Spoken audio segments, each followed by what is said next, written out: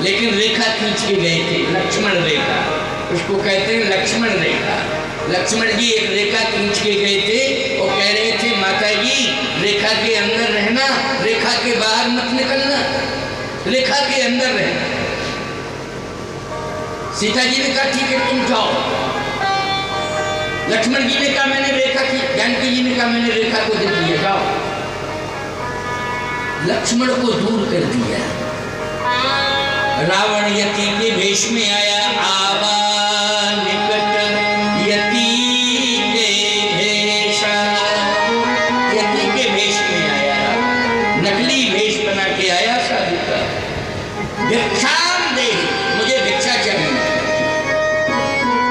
सीता जी ने कहा भिक्षा मिलेगी। अंदर फल रखे थे, जानकी जी फल लेकर के आई और कहने लगी लो ये भिक्षा है। अब सोचो जरा, जंगल के फल और साधु जंगल में, अरे भाई जंगल में ही फल, जंगल से फल आए हैं, वन से फल आए हैं, कोई मार्केट से तो आए नहीं है। उसी वन के आसपास जो फलदार वृक्ष थे वहीं से फल आए थे कुटी के अंदर। तो क्या साधु किसी वृक्ष के पास नहीं ले सकता था फल? ये फल लेने के लिए वहीं आया। याद रखना, आवा निकट यति के भेषा, यति के भेष में आया है, लीला का विस्तार होना है, इसलिए किसी वृक्ष से फल नहीं मांग रहा है, फल तो सीता जी से मांग रहा है। सीता जी ने भी कहा कि मैं फल देने को तैयार हूं। रावण से कहा कि लो अंदर आके फल ले लो। अब रावण को ये पता नहीं था कि रेखा का क्या प्रभाव है। जैसे ही रेखा के अंदर प्रवेश करने लगा, उसी समय अग्नि की दीवार खड़ी हो गई, आग की दीवार, धधकती हुई अग्नि की दीवार खड़ी हो गई।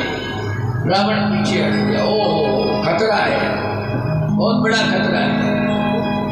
रावण ने कहा कि मैं भिक्षा अंदर आके नहीं लूंगा, अगर देना है तो रेखा के बाहर आके भिक्षा दो। सीता जी ने कहा मैं रेखा के बाहर नहीं आ सकती। रावण ने कहा मैं रेखा के अंदर नहीं आ सकता।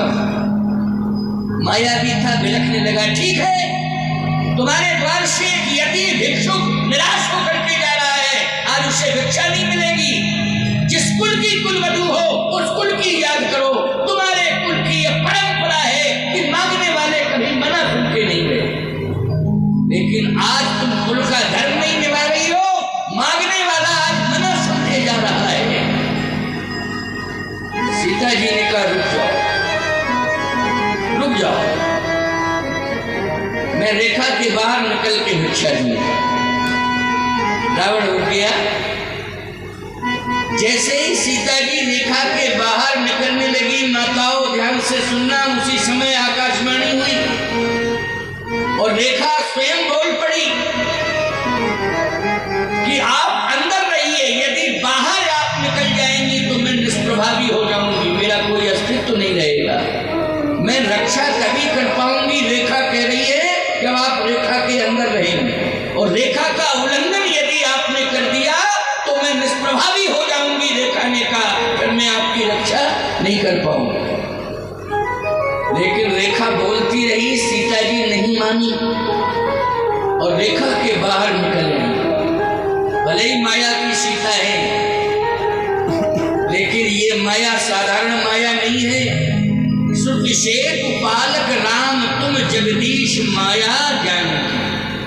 ये माया भी साधारण माया नहीं है, जगदीश माया है, जगदीश की माया है, भगवान की माया है।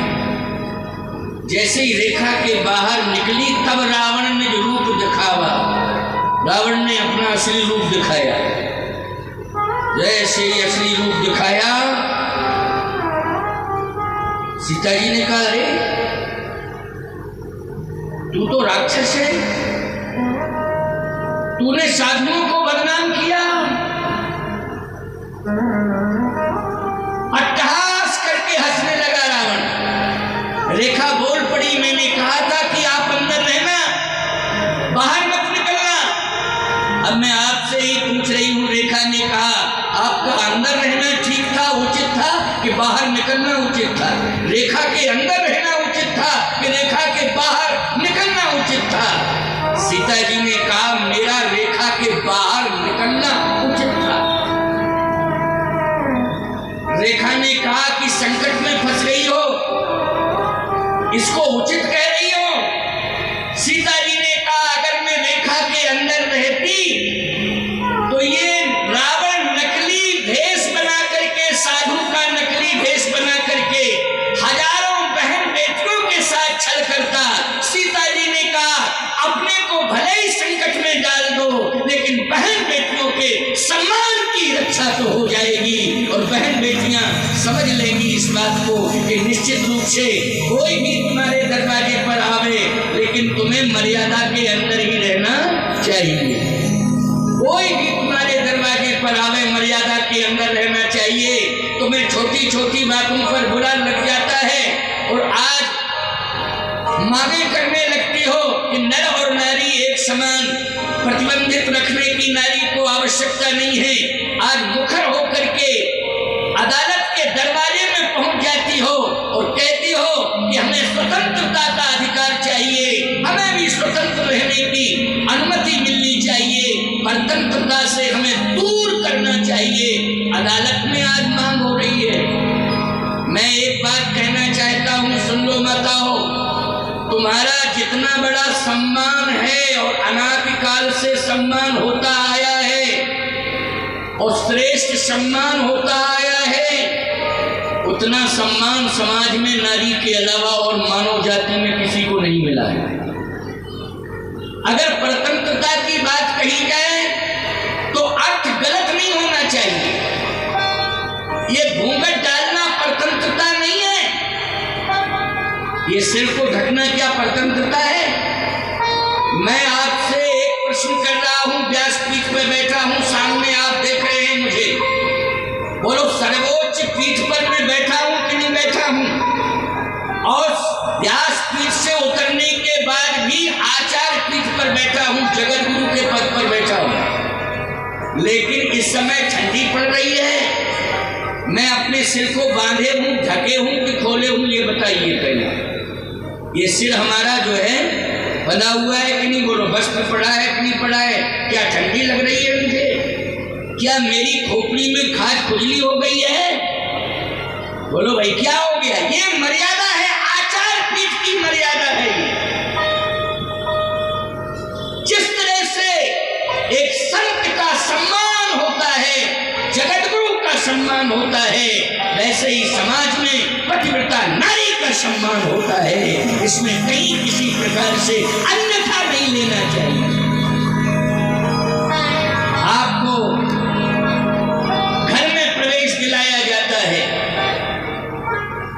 जिस कमरे के अंदर आप रहती हो उसमें पर्दा पड़ा रहता है, और क्या कहा जाता है? पर्दे के अंदर रहो। जब आप देहरी के बाहर कदम रखती हो तो आवाज आती है कि किसी को साथ लेके जाओ। पति साथ जाएगा, अगर पुत्र बड़ा हो गया है तो पुत्र साथ जाएगा, और यदि पति बाहर है, पुत्र छोटा है, तो फिर ये कहा जाएगा कि परिवार का कोई ना कोई सदस्य साथ जाएगा। बोलो कहा जाएगा कि नहीं? कोई ना कोई परिवार का सदस्य साथ जाएगा। क्यों? सम्मान के कारण। सम्मान के कारण मैं जब कमरे से बाहर निकलता हूं तो मेरा शिष्य कोई ना कोई मेरे साथ रहता है, गाड़ी में बिठाता है, कोई ना कोई शिष्य बिठाता है, उतारता भी कोई ना कोई शिष्य है। जब मुझे सुला देता है तब वो सोता है, और मेरे पहले परंपरा है कि गुरु के पहले शिष्य को जागना चाहिए, नियम तो यही है, तो शिष्य जगाते भी हैं। क्या मैं असमर्थ हूं? क्या मैं संदिग्ध व्यक्ति हूं? क्या मैं विकलांग हूं, दिव्यांग हूं? क्या मैं असमर्थ हूं? नहीं नहीं, ये मर्यादा जुड़ी हुई है मेरे साथ। क्या जुड़ी हुई है? मर्यादा जुड़ी हुई है, और कुछ नहीं, मर्यादा। आपके साथ भी यदि कोई चल रहा है, ये मर्यादा है, ये आपका सम्मान है। आपको प्रतिबंधित नहीं किया गया है, आपको सम्मानित किया गया है। अर्थ गलत नहीं होना चाहिए। और मेरी बात को सुन लीजिए, कीमती से कीमती वस्तु यदि किसी के पास है तो बोलो भाई सुरक्षित और व्यवस्थित रखा जाता है, उसे नहीं रखा जाता है? सुरक्षित और व्यवस्थित रखा जाता है, कीमती से भी कीमती वस्तु को। आप कहोगे महाराज थोड़ा सा स्पष्ट उदाहरण दे दो, तो मैं स्पष्ट उदाहरण दे रहा हूं। आपके पास सोना चांदी है तो सोने चांदी को कहां रखोगे? जल्दी बोलो। सोने चांदी को आप तिजोरी में रखोगे, उसमें ताला लगाओगे, फिर कमरे में ताला लगाओगे। क्यों? हीरा मोती सोना चांदी कीमती आभूषण, इनको सुरक्षित रखना है, कोई चोर न ले जाए, लुटेरे न ले जाए। चलिए एक सामान्य उदाहरण ले लो, किराना मर्चेंट की दुकान पर जाना। किराना मर्चेंट की दुकान में देखना, दुकानदार जब दुकान खोलता है तो कीमती वस्तु जो काजू किशमिश ड्राई फ्रूट आदि आदि होते हैं उनको बहुत ही व्यवस्थित ढंग से सजा के रखता है। बोलो रखता है कि नहीं रखता है? अच्छा, जब दुकान बंद करता है तो उनको अंदर बहुत व्यवस्थित रखता है। लेकिन जो एक एक कुंटल के नमक के बोरे होते हैं उनको कहाँ रखता है दुकानदार? जरा बताओ। जो एक एक कुंटल के नमक के बोरे होते हैं उनको दुकान के बाहर रखता है, 24 घंटे बाहर पड़े रहते हैं। क्यों? दुकानदार जानता है कि इनको कोई माइका लाल उठाने वाला नहीं। और कीमती वस्तु बोले ये इसको सुरक्षित रखना ही पड़ेगा, क्योंकि अगर किसी गलत आदमी के हाथ में पड़ गया तो चोर होगा, ले जाएगा,